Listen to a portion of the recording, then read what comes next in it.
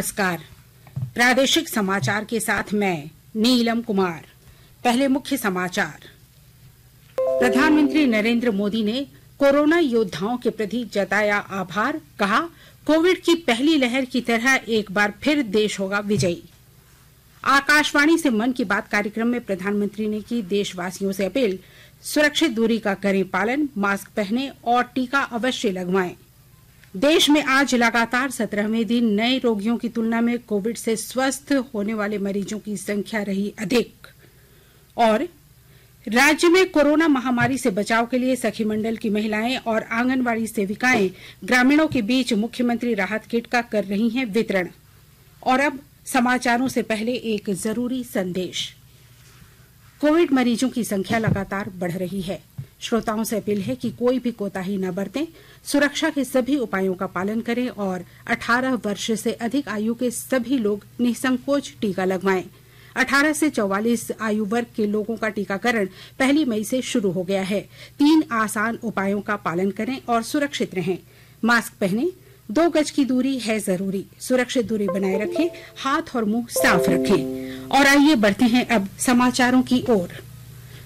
प्रधानमंत्री नरेंद्र मोदी ने कोविड की दूसरी लहर का सामना करने में प्रमुख भूमिका निभाने वाले कोरोना योद्धाओं का आभार व्यक्त किया है। उन्होंने कहा कि देश के दूर दराज के क्षेत्रों में मेडिकल ऑक्सीजन पहुंचाना वास्तव में एक बहुत बड़ा कार्य था। आकाशवाणी से मन की बात कार्यक्रम में राष्ट्र को संबोधित करते हुए प्रधानमंत्री ने कहा कि देश ने भली भांति देखा है कि किस तरह डॉक्टरों, नर्सों और अग्रिम पंक्ति के योद्धाओं ने खुद की चिंता छोड़कर दिन रात काम किया और आज भी कर रहे हैं। उन्होंने कहा कि चुनौती कितनी ही बड़ी हो, भारत का विजय संकल्प भी हमेशा उससे बड़ा रहा है। चुनौती कितनी ही बड़ी हो, भारत का विजय का संकल्प भी हमेशा उतना ही बड़ा रहा है। देश की सामूहिक शक्ति और हमारे सेवाभाव ने देश को हर तूफान से बाहर निकाला है। हाल के दिनों में हमने देखा है कि कैसे हमारे डॉक्टर्स, नर्सेस और फ्रंटलाइन वॉरियर्स उन्होंने खुद की चिंता छोड़कर दिन रात काम किया और आज भी कर रहे हैं। इस सब के बीच कई लोग ऐसे भी हैं जिनकी कोरोना की सेकेंड वेव से लड़ने में बहुत बड़ी भूमिका रही है। श्री मोदी ने कहा कि महामारी के बीच भारत सेवा और सहयोग के संकल्प के साथ आगे बढ़ रहा है। उन्होंने सभी लोगों से अपील की कि वे सुरक्षित दूरी का पालन करें, मास्क पहनें और टीका अवश्य लगवाएं। प्रधानमंत्री ने कहा कि कोविड की दूसरी लहर आई तो अचानक ऑक्सीजन की मांग कई गुना बढ़ गई। उन्होंने कहा कि इंडस्ट्रियल ऑक्सीजन का उत्पादन करने वाले ज्यादातर संयंत्र देश के पूर्वी हिस्सों में हैं और वहां से देश के अन्य भागों में ऑक्सीजन पहुंचाना अपने आप में बड़ी चुनौती थी। उन्होंने कहा कि क्रायोनिक टैंकर चलाने वाले ड्राइवरों, ऑक्सीजन एक्सप्रेस और वायुसेना के चालकों ने युद्ध स्तर पर काम करके हजारों लाखों का जीवन बचाया। प्रधानमंत्री ने कहा कि जब टैंकर ड्राइवर ऑक्सीजन लेकर किसी अस्पताल में पहुंचते हैं तो ईश्वर के भेजे दूत ही लगते हैं। उन्होंने ऑक्सीजन पहुंचाने में भारतीय रेलवे के योगदान की सराहना की। उन्होंने कहा कि यह गर्व की बात है कि एक ऑक्सीजन एक्सप्रेस तो महिलाएं ही चला रही हैं। श्री मोदी ने कहा कि कोरोना की शुरुआत में देश में केवल एक जांच प्रयोगशाला थी, लेकिन आज 2500 से ज्यादा प्रयोगशालाएं काम कर रही हैं। शुरू में कुछ 100 टेस्ट एक दिन में हो पाते थे, अब 20 लाख से ज्यादा टेस्ट एक दिन में होने लगे हैं। अब तक देश में 35 करोड़ से ज्यादा सैंपल की जांच की जा चुकी है। ये इतना बड़ा काम इन साथियों की वजह से ही संभव हो रहा है। इतने ही फ्रंटलाइन वर्कर्स सैंपल कलेक्शन के काम में लगे हुए हैं। संक्रमित मरीजों के बीच जाना, उनका सैंपल लेना, ये कितनी सेवा का काम है। अपने बचाव के लिए इन साथियों को इतनी गर्मी में भी लगातार पीपीई किट पहनते हुए रहना पड़ता है। प्रधानमंत्री ने कहा कि नमूने संग्रह करने के काम में अनेक फ्रंटलाइन कार्यकर्ता लगे हुए हैं। उन्होंने कहा कि संक्रमित मरीज के बीच जाना, उनका सैंपल लेना बड़ी सेवा का काम है। उन्होंने दिल्ली के एक प्रयोगशाला तकनीशियन प्रकाश कांडपाल से बातचीत की। कोरोना के जीवाणुओं के बीच में रहना ही पड़ता है, सामने से जाना पड़ता है। तो ये अपने आप में जिंदगी को संकट में डालने वाला मामला रहता है। तो परिवार को चिंता होना बहुत स्वाभाविक है। अपनी सुरक्षा के लिए भी सावधानी रखते हैं नहीं रखते हैं। जो सारे प्रोटोकॉल हैं वो इंटरनेशनल स्टैंडर्ड के हैं। वो त्रिस्तरीय जो हमारी पोशाक है उसमें हम जाते हैं लैब में और उसी में हम काम करते हैं और उसका पूरा डिस्कार्डिंग का, लेबलिंग का और उनको टेस्टिंग का एक पूरा प्रोटोकॉल है। तो उस प्रोटोकॉल के तहत काम करते हैं। तो सर ये भी ईश्वर की कृपा है कि मेरा परिवार और मेरे जानने वाले अधिकतर जो अभी तक इस संक्रमण से बचे हुए हैं। तो एक चीज है कि अगर आप सावधानी रखते हैं और संयम बरतते हैं तो आप थोड़ा बहुत इससे बचे रह सकते हैं।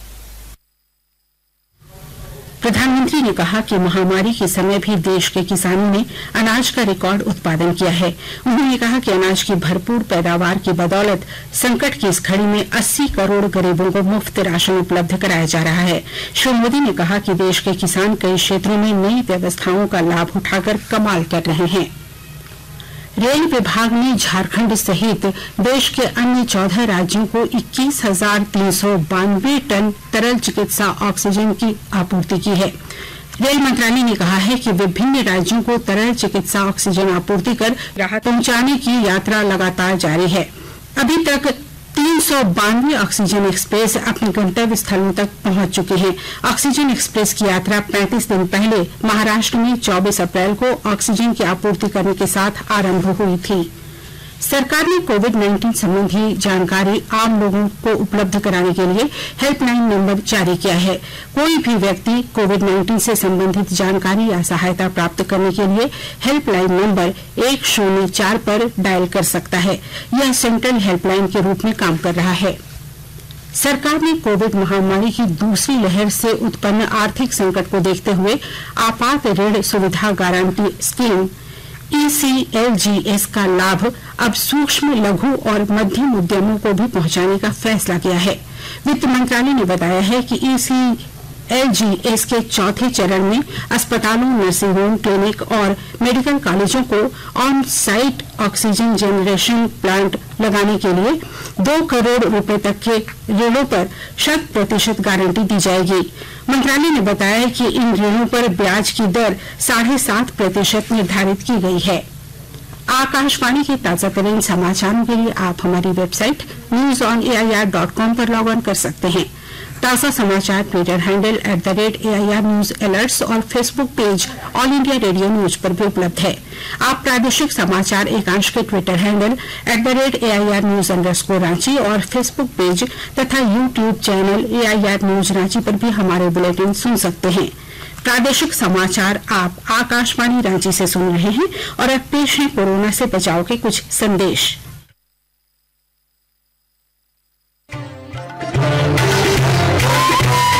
कोविड-19 से बचाव और सुरक्षित रहने के 3 उपाय।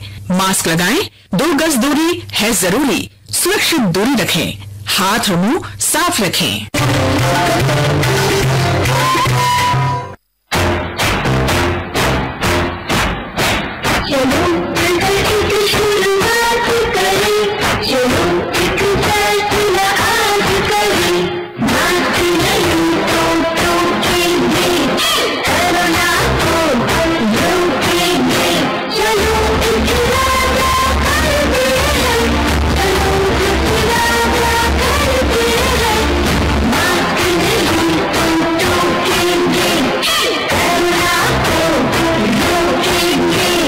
सरकार द्वारा जनहित में जारी। कोविड से उबरने के मार्ग पर देश मजबूती से आगे बढ़ रहा है। उपचाराधीन मरीजों की संख्या धीरे धीरे कम हो रही है। आज लगातार 17वें दिन नए रोगियों की तुलना में कोविड से स्वस्थ मरीजों की संख्या अधिक रही। पिछले 24 घंटों में 2,76,000 से अधिक रोगी स्वस्थ हुए। इस अवधि में देश भर में 1,65,553 लोगों में संक्रमण की पुष्टि हुई। इसके साथ ही देश में महामारी से स्वस्थ होने की दर बढ़कर 91.25% हो गई है। पिछले 46 दिनों में दैनिक संक्रमित लोगों की संख्या हर रोज घट रही है। फिलहाल कुल मिलाकर उपचाराधीन मरीजों की संख्या 21 लाख से अधिक है। भारत ने 21 करोड़ से अधिक कोविड टीके लगाकर एक और महत्वपूर्ण उपलब्धि हासिल की है। स्वास्थ्य मंत्रालय ने कहा है कि जांच, पहचान, उपचार और कोविड उपयुक्त व्यवहार के साथ टीकाकरण महामारी की रोकथाम और प्रबंधन के लिए सरकार की व्यापक रणनीति का अभिन्न अंग है। देश में कल 30,35,000 से अधिक कोविड वैक्सीन लगाई गई। लगभग 26 लाख लोगों को पहला जबकि लगभग 4 लाख लोगों को दूसरा टीका लगाया गया। ग्रामीण इलाकों में कोरोना संक्रमण से बचाव के लिए स्वास्थ्य विभाग की पहल के बाद भी टीकाकरण के लिए लोग आगे नहीं आ रहे हैं। ऐसे में अब जिले के पुलिस अधिकारियों ने स्थानीय थाना के साथ संयुक्त रूप से गांवों में कोरोना टीकाकरण को लेकर जागरूकता अभियान की शुरुआत की है। अड़की प्रखंड के पुरना नगर गांव में खूंटी के पुलिस उपाधीक्षक और अड़की थाना प्रभारी ने ग्रामवासियों से कोरोना वैक्सीन लगाने की अपील की और मास्क लगाने तथा सोशल डिस्टेंसिंग का भी पालन करने को कहा। कोरोना महामारी से बचाव के लिए जेएसएलपीएस संपोषित सखी मंडल की महिलाएं और आंगनबाड़ी सेविकाएं इन दिनों मुख्यमंत्री राहत किट का वितरण ग्रामीणों के बीच कर रही हैं। मुख्यमंत्री हेमंत सोरेन स्वयं इस कार्य की निगरानी कर रहे हैं। इसके लिए जेएसएलपीएस की मुख्य कार्यपालक पदाधिकारी नैन्सी सहाय को नोडल अधिकारी नियुक्त किया गया है। अब तक करीब 1 लाख किट बनकर तैयार हो चुका है। प्रत्येक आंगनबाड़ी कार्यकर्ता को 10-10 किट प्रदान किए जा रहे हैं, जिन्हें वे संक्रमित लोगों को उपलब्ध करा रही हैं। राज्य भर में 38,432 आंगनबाड़ी केंद्र हैं। इसके लिए 3,84,000 से ज्यादा किट वितरण के लिए उपलब्ध कराए जाने हैं। रसायन और उर्वरक मंत्री डीवी सदानंद गौड़ा ने कहा है कि सार्वजनिक क्षेत्र के उर्वरक निर्माता इफ्को द्वारा विकसित नैनो यूरिया के प्रयोग से कृषि क्षेत्र में क्रांतिकारी बदलाव आएगा। आज एक वेबिनार को संबोधित करते हुए उन्होंने कहा कि नैनो यूरिया 15 जून से बाजार में उपलब्ध होगा।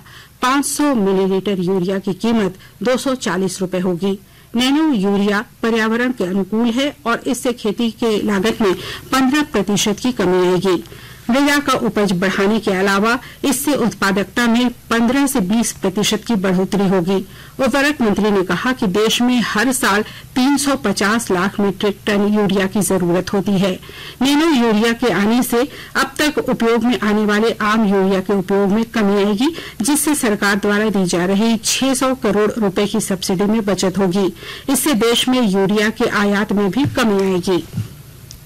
प्रधानमंत्री नरेंद्र मोदी के प्रधानमंत्री के रूप में 7 वर्ष पूरे होने के उपलक्ष्य में गुमला में जिला भाजपा के सदस्यों ने रक्तदान किया। सेवा ही संगठन कार्यक्रम के तहत आयोजित इस कार्यक्रम में पार्टी सदस्यों ने सदर अस्पताल के ब्लड बैंक में 38 यूनिट रक्तदान किया। रक्तदान करने वालों में भाजपा के विभिन्न मोर्चा के सदस्य शामिल थे। इधर रामगढ़ जिले के पतरातू में भी केंद्र सरकार के 7 वर्ष पूरे होने पर सेवा दिवस का आयोजन किया गया। इस दौरान विभिन्न नर्सिंग होम में मरीजों तथा उनके परिजनों के बीच मास्क और सैनिटाइजर के साथ साथ खाद्य पदार्थों का वितरण किया गया। इसी तरह सरायकेला जिले में भी कार्यक्रम आयोजित किया गया, जिसमें केंद्रीय मंत्री अर्जुन मुंडा ने भाजपा कार्यकर्ताओं को ऑनलाइन संबोधित किया। सरायकेला खरसावां जिले के सुदूरवर्ती क्षेत्र कुचाई में सरकारी स्कूलों के विद्यार्थियों को ऑनलाइन शिक्षा दी जा रही है।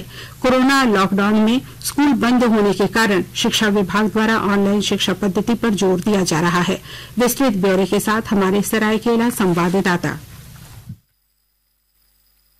सरायकेला खरसावां जिले के सुदूरवर्ती क्षेत्र कुचाई में ऑनलाइन शिक्षा पद्धति से धीरे धीरे बच्चे जुड़ रहे हैं।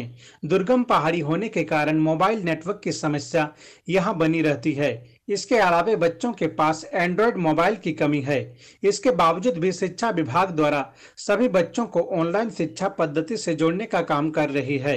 स्टेट रिसर्च पर्सन तरुण कुमार सिंह ने बताया कि शिक्षा विभाग द्वारा डीजी 7 कार्यक्रम के जरिए जिले के सभी प्रखंड क्षेत्रों में छात्रों को ऑनलाइन कंटेंट पहुंचाया जा रहा है। शुरुआती दौर में उन्हें बच्चों तक शैक्षणिक कंटेंट पहुंचाने के लिए काफी परेशानी हुई, परंतु बाद में अभिभावकों को मोटिवेट करते हुए स्कूली बच्चों को ऑनलाइन शिक्षा पद्धति से जोड़ा गया है। उन्होंने कहा कि अलग अलग कक्षा के छात्रों के लिए अलग अलग व्हाट्सएप ग्रुप बनाए गए हैं। गोलक बिहारी, आकाशवाणी समाचार, सरायकेला खरसावां। चतरा जिले के सिमरिया प्रखंड स्थित चुनीटी गांव में मनरेगा का कुआं निर्माण कर रहे एक मजदूर की मिट्टी धंसने से मौत हो गई। मृतक रिश्ते में लाभुक का भतीजा था। और अब अंत में मुख्य समाचार एक बार फिर। प्रधानमंत्री नरेंद्र मोदी ने कोरोना योद्धाओं के प्रति जताया आभार, कहा कोविड की पहली लहर की तरह एक बार फिर देश होगा विजयी। आकाशवाणी से मन की बात कार्यक्रम में प्रधानमंत्री ने की देशवासियों से अपील, सुरक्षित दूरी का करें पालन, मास्क पहनें और टीका अवश्य लगवाएं। देश में आज लगातार 17वें दिन नए रोगियों की तुलना में कोविड से स्वस्थ मरीजों की संख्या रही अधिक और राज्य में कोरोना महामारी से बचाव के लिए सखी मंडल की महिलाएं और आंगनवाड़ी सेविकाएं ग्रामीणों के बीच मुख्यमंत्री राहत किट का कर रही हैं वितरण। इसके साथ ही आकाशवाणी रांची से प्रादेशिक समाचार का ये बुलेटिन समाप्त हुआ। नमस्कार। घर में रहिए, सुरक्षित रहिए और सुनते रहिए आकाशवाणी।